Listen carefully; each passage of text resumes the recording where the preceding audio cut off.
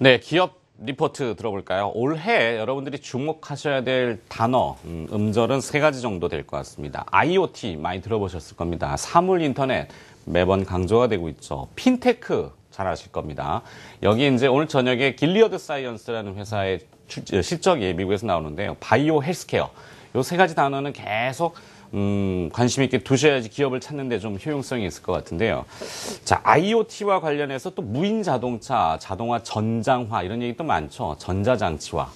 자, 오늘 관련된 기업을 또 소개시켜 주신다고 합니다. 이분 모셨습니다. 여러분들이 많이 기다리셨을 텐데 KB투자증권 스몰캡 팀의 강태신 팀장과 함께 하겠습니다. 어서 오십시오. 네, 안녕하십니까. 제가 앞에 좀 꾸며드렸는데 잘 꾸몄는지 모르겠습니다. 제가 딱 드리려는 말씀을 먼저 하셔서. 아, 그렇습니다. 네네. 원고에는 없었어요. 네네. 자, 예. 어떤 기업입니까? 예, 딱 말씀하신 거하고 좀 취지가 맞는 것 같습니다. 저희가 그 연간 전망에서 말씀드렸던 게, 그러니까 당시에 IoT하고 헬스케어를 좀 말씀드렸어요. 그리고 저희 KB 스몰캡 팀에서 최근에 나갔던 보고서가 핀테크 신문 10답입니다. 그래서 저희가 또 이제 핀테크에 대해서 최근 그림을 좀 보고 있는 상황이고요. 지금 말씀드릴 종목 같은 경우는 DTNC입니다. DTNC. 네네. 좀 어렵습니다. 이게 생소한데요. DTNC 한글로? 네네, DTNC입니다. 아, 한글로. 신규 상장 기업이군요. 네네. 12월에 들어왔던. 어떤 내용이죠? 예, 제가 그 보고서를 보시면은 12월 한 7일 정도에 제가 상장 이전 단계부터 좀 소개를 드렸던 종목인데요. 앵커께서 말씀하신 것처럼 제가 보기엔 이게 이제 IoT의 결국 결정판인 것 같아요. 그 이유가 뭐냐면은 IoT는 말씀드렸던 것처럼 현재 어느 형태로 나타날지는 아직 확정되지는 않았습니다. 무인 자동차 몇 년 걸릴 것 같고요. 뭐 여러 가지 이슈들이 있기 때문에 그런데 그런 이유 때문에 IoT를 투자하시려면 그 IoT 디바이스가 늘어나는 Q에 집중하자는 말씀을 드렸습니다. 숫자가 늘어나는 거는 반도체하고 칩이라는 말씀을 드렸고요. 그렇게 생산을 하게 되면은 분량률 높아지니 분량률을 잡아내는 뭐 그런 검사 장비 업체도 말씀을 좀 드렸습니다. 테스트. 그렇죠. 네. 테스트. 그 테스트의 끝이 뭐냐 하면 예를 들면 뭐 삼성전자라든가 아니면 뭐 이런 LG전자 이런 전자 세트 메이커에서 세트를 만들고 나면 마지막으로 받는 검사가 외부 인증 테스트입니다.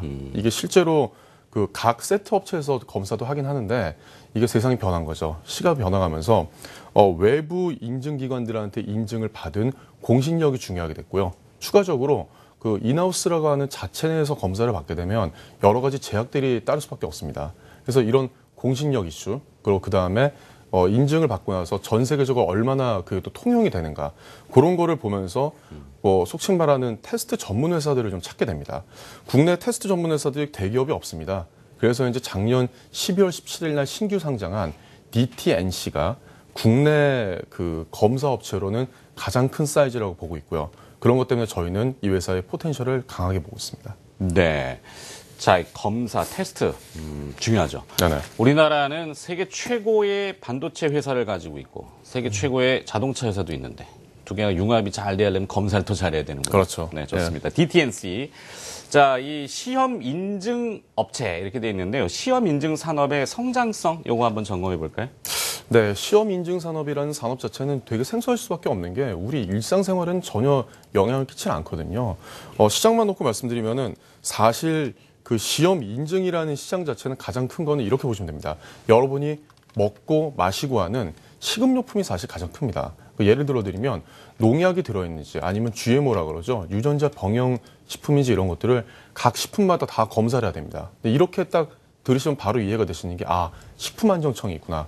그것도 검사기관입니다. 그래서 가장 큰 메인을 한국에서는 뭐 주로 주 시청층이 저 같은 30, 40대 분들이실 거니까 간단하게 말씀드리면 KS 마크라고 정부가 찍어줬어요.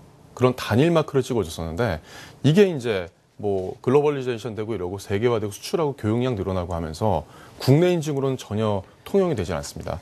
그래서 동사 같은 경우는 국가로 말씀을 드리면은 제가 탐방 갔던 지지난주가 191개국 그리고 그 MOU가 맺어 있는 우리 이제 고객사라고 할 수 있죠. 삼성전자, 현대차 이런 거 기준으로는 409개사하고 MOU가 맺어져 있습니다.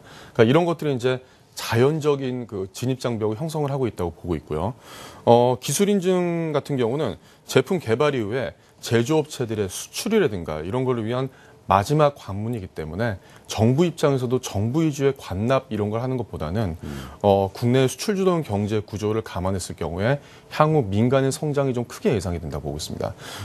현재 DTNC 내 사업 구조를 말씀드리면요. 현재 기준으로 그러니까 3Q 그 2014년도 9월 달까지 재무제표가 나왔기 때문에 그 재무제표 기준을 말씀드리면 83% 대략 거의 전부 다가 정보통신기기, 뭐 생각하신 스마트폰, TV, 모니터 위주고요. 의료기기가 8%, 자동차 전장이 대략 9% 됩니다. 그러니까 뭐 엑스레이든가 이런 것도 좀 검사를 하고 있고요. 그리고 자동차 전장이라고 하면 뭐 여러분 보신 현대자동차 이런 데 들어있는 뭐 부품이 되겠죠. 네. 자, 시험 인증 산업의 성장세는 뭐 지금 말씀하신 대로 대략 개념적이지만 많이 커갈 수 있는 산업, 뭐 안정성이 중요하지 않습니까? 네네. 자, DTN3 이 시장에서 어느 정도 경쟁력을 가지고 있는지 경쟁력을 좀 측정해 주시겠어요? 이 회사에. 네, 경쟁력이라고 하면 결국은 이제 투자 포인트를 말씀드릴 수 있을 것 같은데요. 투자 포인트는 언제나처럼 세 가지 딱 말씀드리겠습니다. 첫 번째가 고부가가치 니치마켓에 특화가 되어 있습니다. 처음에 말씀드렸던 것처럼 이 시장 자체는 국내에서의 가장 큰 경쟁사가 SGS 코리아라는 그 글로벌 그룹이거든요. 이 회사 같은 경우는 2013년도 기준으로 매출액이 7조가 좀 안 되고 영업이익이 한 1조 정도 되는 엄청나게 큰 회사입니다. 근데 동사하고의 차이점은 이 회사는 마진율이 한 10% 중반? 그렇게밖에 안 돼요. 가장 큰 이유가 처음 말씀드렸던 식음료품 위주로 검사를 하기 때문에 마진율이 낮습니다.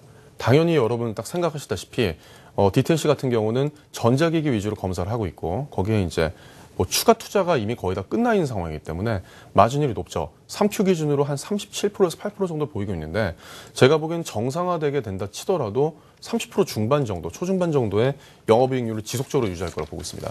그리고 두 번째가 이 회사를 얼마 치고 들어올 수 있냐 이 게임인데 진입장벽이 확실하게 있습니다. 디텐시는 2001년도에 전자파 인증기관이 등록이 됐고요. 2009년도에 삼성전자 지정시험기관 인증됐고 2014년도에는 현대차 지정인증기관이 됐습니다. 국내에서 양대 굴지 대기업을 전부 다 끼고 있는 상황이고요. 업력만 놓고 보면 20년 이상을 넘고 있습니다. 2014년도 1월에 국가기술표준원이 외화 유치를 방지하고 대외 수출 역량 강화를 위해서 국내 시험 인증 산업 경쟁력 강화반을 제시했습니다. 이 상황에서 시장 지위가 견고한 동사의 수혜가 계속 커질 거로 예상됩니다. 마지막은 신규 서비스 분야 진출 가속인데 제가 보기엔 이게 이제 밸류에이션을 위로 올려줄 수 있는 그림인 것 같아요. 네. 기존에는 그냥 전자기기 위주 전자파 검사하는 회사였다 그러면 지금 거의 이제 건물을 지어 올리고 있는 상황인데 기간 인증 산업센터라는 걸 하고 있습니다. 딱 들으시면 느낌 오시는 것처럼 이전에는 전자파 검사였다면 지금은 검사의 본질인 뭐 부서뜨리고 태우고 뭐 이런 물리적인 검사들 위주로 들어가게 됩니다. 그렇게 되면 할 수 있는 게 기존의 뭐 성장산업 플러스 뭐 건자재, 원자력, 뭐 예를 들면 조선산업, 기자재 이런 중우장대한 대로 또 펴지게 됩니다. 그래서 이런 것 때문에 2015년도에 성장 가능성이 굉장히 높게 보고 있습니다. 좋습니다. 자, DTNC를 들어보고 있는데 세대기주다 보니까 이 밸류에이션 측정하기가 쉽지는 않습니다. 네네. 올해 성장세하고 그다음에 이 가치 척도는 어떻게 잡고 계십니까? 네, 지금 2014년도 재무제표 확정이 나지 않은 상태에서 또 말씀하신 것처럼 새내기주라서 저희도 접근할 수 있는 게 한정이 돼 있거든요. 제 예상치를 그냥 놓고 말씀드리면 2015년도 기준의 매출액이 한 450억 원. 그렇게 되면 제가 생각하는 2014년도 대비 한 3분의 1 정도는 매출액이 늘어나지 않을까 싶습니다. 물론 이게 시장에서 전망하는 것보다 제가 좀 상대적으로 강하게 보는 그림입니다. 영업이익 150억 원, 순이익 130억 원 수준을 보고 있고요. 그렇게 된다 그러면 2015년도 순이익 기준으로는 PER이 22배 정도 상당히 높게 나온다고 보실 수 있는데 좀 전에 말씀드렸던 글로벌 탑티어가 한 25배 수준에서 주가가 지금 계속 왔다 갔다 하고 있습니다. 그런 걸 봤을 때 그 회사보다 경쟁력이 더 있고 성장성이 있는 동사의 PER은 더 높게 받아야 되지 않을까. 그렇게 보면 아직은 좀 주가에 상당히 열려있다는 그런 생각입니다. 좋습니다. 자, 지난해 12월에 고영이라는 기업도 소개해 주셨고요. DHP 코리아도 소개해 주셨는데 강했어요. 아, 예. 네, 오늘 DTNC도 한번 관심 있게 보도록 하겠습니다. 기업 리포트였고요. KB투자증권 스몰캡 팀의 강태신 팀장이었습니다. 고맙습니다. 네, 감사합니다.